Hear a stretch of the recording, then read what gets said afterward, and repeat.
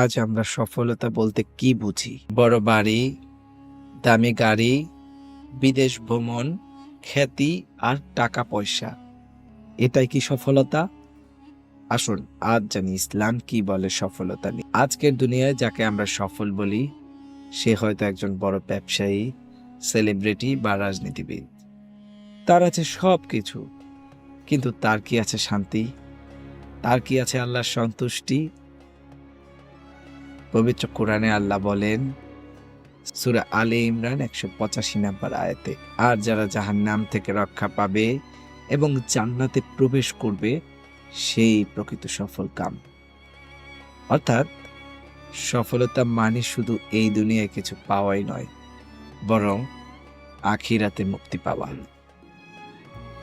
নবী করিম সাল্লাল্লাহু আলাইহি সাল্লাম নিজে ছিলেন বিশ্বের সর্বশ্রেষ্ঠ মানুষ, কিন্তু তিনি খুব সাধারণ জীবনযাপন করতেন।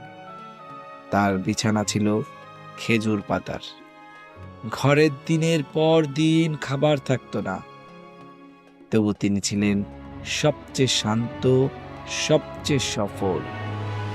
রাসূল সাল্লাল্লাহু আলাইহি সাল্লাম বলেন, সফল সেই ব্যক্তি যিনি ইসলাম কবুল করেছেন, প্রয়োজনীয় রিজিক পেয়েছেন এবং যা পেয়েছেন তাতে সন্তুষ্ট আছেন।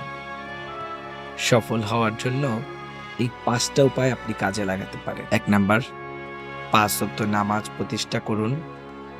সন্তুষ্ট থাকুন হালাল রিজিকে, মানুষের উপকার করুন, আখিরাতকে মনে রেখে জীবন গড়ুন, আল্লাহর সন্তুষ্টিকে সর্বোচ্চ অগ্রাধিকার দিন।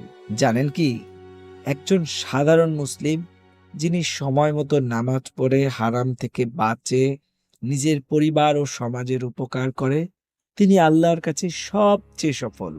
এই ধরনের সফলতা থাকে মনের শান্তিতে, পরিবারের সুখে এবং মৃত্যু পরবর্তী জীবনের মুক্তিতে।